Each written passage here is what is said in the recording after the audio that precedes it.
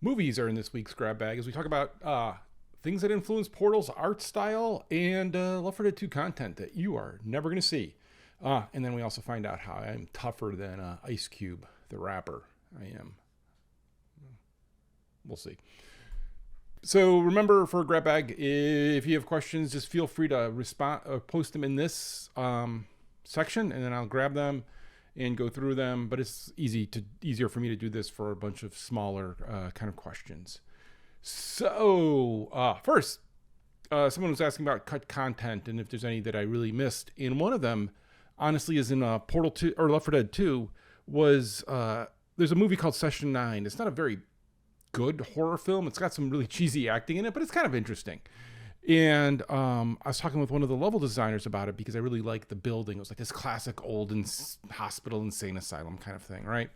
And we had all, I think we were going to Hawaii as a company, but he was staying back because family stuff. And he decided to make the level, and he made that, and it was crazy, and it was great. But it was like too big and unwieldy and problematic. But he was also going to be the person who made the first map of episode 1, which is the hotel. So he kind of took what he learned from there and brought it into the hotel. But we never went back and did that crazy insane asylum map, which I always thought would have been kind of cool. Is a cool space. And then the odd thing with the map for episode 1, this is a classic. When you're starting to work on a game, you understand kind of what it is. And the very first thing we actually did in Left 4 Dead 2 was me and Randy Lindeen thought about the final map of the parish. And we were wondering, could we do a finale where you were running and moving? And did the very, very beginnings of that. That was I think the very first thoughts of stuff. But then we started building the parish out in general. And that became kind of the first map. Because what we were actually first building was just No Mercy in Left 4 Dead 2 and making sure every new creature had to work in No Mercy. Every new weapon had to work in No Mercy. Thinking of that's the most popular map. We're going to build a lot of maps of that style, of that feel. And so if we're doing that, we should make sure that that it works there. And so we were using that and then building the parish first, just as kind of a building out. And we had a better understanding of New Orleans, I think, than Savannah. Going back through, we actually sent people down. I lived in New Orleans. I've traveled the South a bunch, but we sent people down to photograph for reference a lot of these areas. And I think we first started in New Orleans and just kind of worked our way backwards. But that meant that by the end of the game, when we knew the game the best, we understood the creatures the best, we were also essentially making the hardest campaign. And with that, that first map was just too hard at first. And there's a lot of fire in there. There's a lot of fire now, but there's even more fire. It was crazy how much fire there was in there and how much the maps changed and everything. And it just became, we would bring playtesters in and they would die, which is an interesting thing, right? Because it's kind of flavors change over time. And at the time, we had to adjust for people not wanting to die. Where nowadays, I think that would have been fine. I think people have upped the skill level requirements, or they're more open to dying and having harder stuff. So we probably would have left that in, maybe. I don't know. So it's easy to look back 15 years later and playtesters, but in reality, you reflect the playtesters you have at the time, and I think that's a good example of that. There's another question asking me about when I was saying I was playing Helldivers and about anti-cheat. Yeah. I mean, that is a thing. Even co-op games need anti-cheat these days because you'll have people that'll just disrupt and ruin your experience. And really, I would say more than anti-cheat, what we had to implement was social blocking of the ability to make sure that we could remove people from the ability to play the game. Because if you release something on Game Pass or wherever where people can come on, you'll just have horrible people come on. They're not representative of your community. And we had people coming on who were just yelling racist stuff. And we just, they got removed and they wouldn't get matched made in. And there's a special error you get if you're blocked that way. And seeing somebody post that, you just know they're a horrible, horrible person because the bar to get blocked there is fairly high, as it should be. Another question. This is not a question, but if you want to know how to get blocked on Steam in general by me, one of the quickest ways is send me a note that said, "Would you mind discussing one of your TF2 items? Would appreciate a response." Oh yeah, you would, traitor. Traitor? Yeah, it is. He's a traitor. I get lost, right? Like we all see that. Really, on my friend's stuff on Steam, I had this weird thing of when I worked at Valve, my friend's account was too big.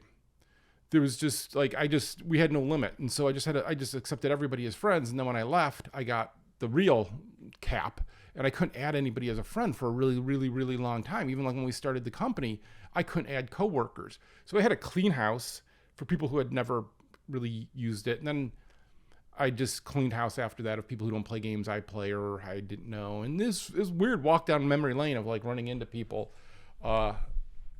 on there that was still on there and still active. And so now I occasionally add people on friends. I don't really add very many. And when I do, it tends to be that you play stuff that I play or play my game or whatever, or Left 4 Dead, I think, just because we play. So someone asked how I got into writing for these teams because they're talking about TF2 and Portal, and I can only imagine how amazing that work must be. So I don't know everybody else's story, right? Everybody has their own different way to do it. But I think it's important, one part of this is I got into it when I was older. I'd always wanted to be a writer. I always wanted to make video games. I wanted to make video games. I really didn't want to be a writer, always from like 6th grade on. But in my teens and 20s, I wasn't being productive like this. Like, you can live your life. You can grow up. You can... Like, I think the problem with social media is we put everybody equal. So the neighborhood kid that you know is just a weird, creepy dude who just screams stuff that everybody knows to ignore is now on Twitter and has a following of 1 million people, right? Because we just don't know that that's that guy.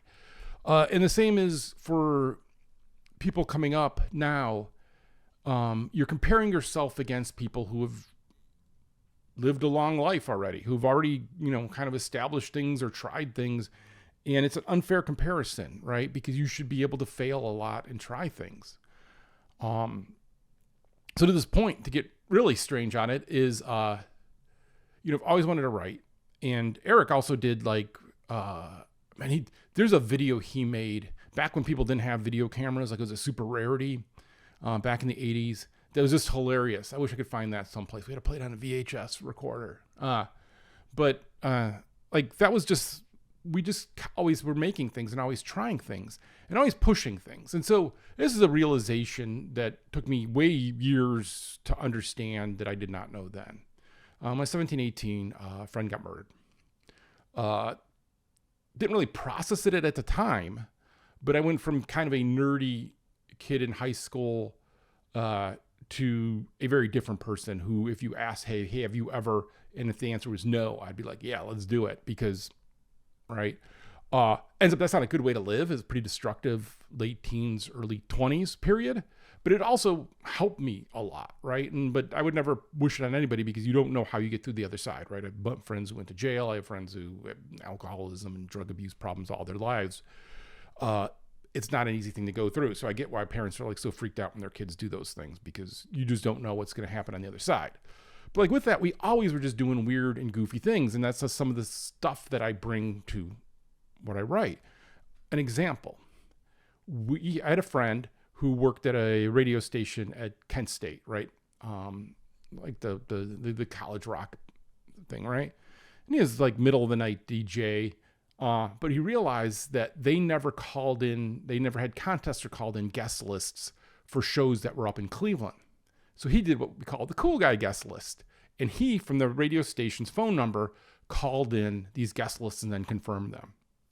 And so we would always be winning contests.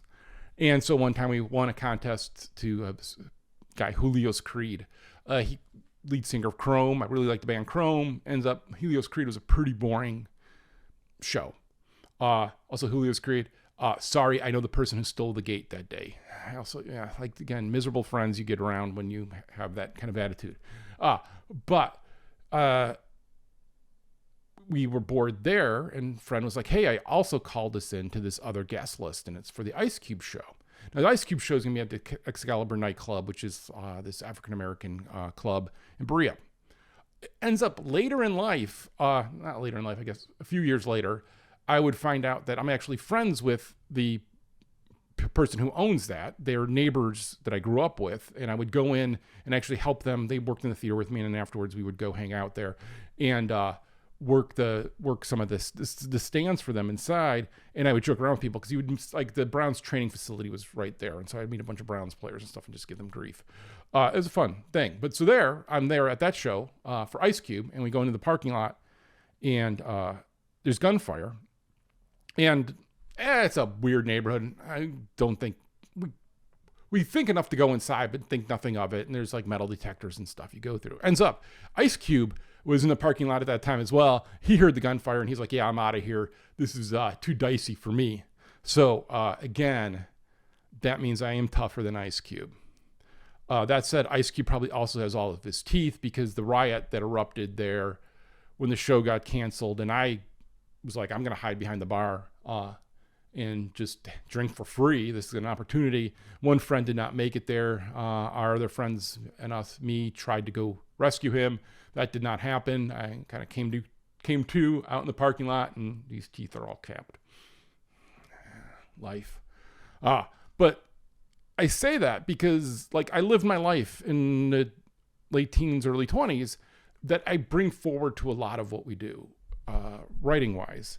And I'll see people like the horrible Professor Galloway, who's just like, give up your 20s, go out there and gotta work.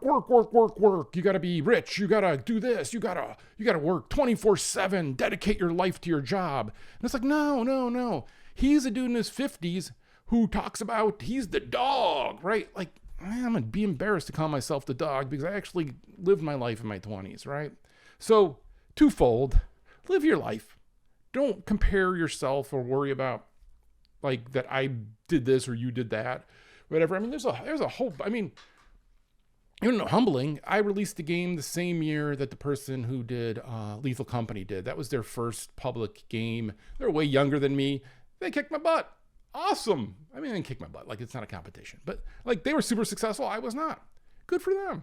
Like, don't worry about it, right? But so don't get all caught up because you talk to people and they're super successful and you're not. Take your time. You find your way.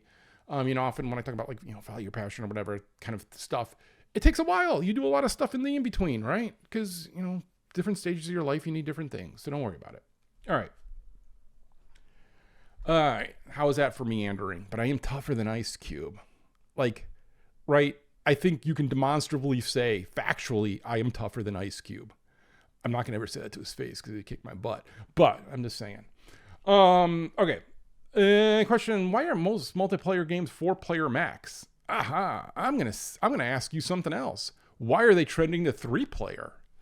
I think the most egregious version of this was in Call of Duty. They create a mode. They have all 4-player mode and 1 to 4-player, right? Like a bunch of different modes, and then the mode I like the most is 3-player. I think you look at like Apex Legends is 3-player. You see 3-player coming a lot. And I think it's hard to find 4 players. 4 players is kind of the max. We chose 4 players. I guess it was Booth would have originally chose that. And it was just the right number. You kind of watching out for each other. You can split up into 2v2s, right? Though my game's purposely made, the Anacrusis, where you should not do 2v2s and versus. You should work as a team. But it's an interesting thing to watch because again, that's one of those things that the flavor changes over time. And that's always the problem is, man, you start designing these games and then like 3 years, 5 years later, you're releasing them. And what's the flavor that's changed? What's different? And I would say you're probably going to see even more 3v3 or teams of 3 stuff coming out. I personally know some that haven't been announced yet that are down to 3 teams of 3. I personally prefer the teams of 4, but often we end up playing 3s as well. So yeah. Another Helldivers question. I'm torn on picking it up. Not sure why it's 3rd person instead of 1st person. This is my complaint. I really wish it was 1st person. Well, I really wish it didn't crash so much and you could get to the servers and all of that. They'll get through that. But I really wish it was 1st person, not 3rd person. I lose my character in the noise of the 3rd person. kind of thing. So yeah, I don't know why. I maybe it's just that's a Sony thing because it's a Sony company and is for the PlayStation. I don't know. Man, that bums me out. Someone also was talking about a movie called The Island and if I'd ever heard of it. So The Island is not a particularly good movie, right? I'm not telling you to go watch The Island. But The Island has one thing that it did, and that is it influenced Portal. So this kind of also goes to like, where do ideas come from, which is a question kind of they often get asked.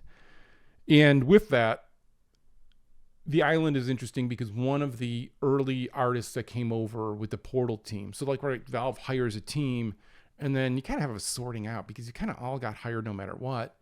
And then you kind of find out who really works out and who doesn't. It's a trial by fire. It's an opportunity and not everybody works out. And that's fine. That happens with any company hiring any group of people that way. When you do an acqui-hire, that's what's going to happen. So when you get hired that way, don't rest on your laurels. Make sure you're worth sticking around for. But one of the people that came over, an artist, brought up The Island as an idea for Portal. Right? I had originally actually suggested Half-Life but somebody smarter than me came up with The Island, and then somebody even smarter than that came up with the idea of taking those whites and then glowing and then changing to what you see today. So you wouldn't necessarily link the two, but they're definitely tied together, right? That has a look and a feel to it.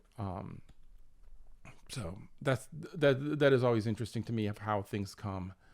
And then so someone's asking me about Kojima and the new Metal Gear, and what I would feel like if somebody did a sequel to game that I worked on and I didn't get to work on it.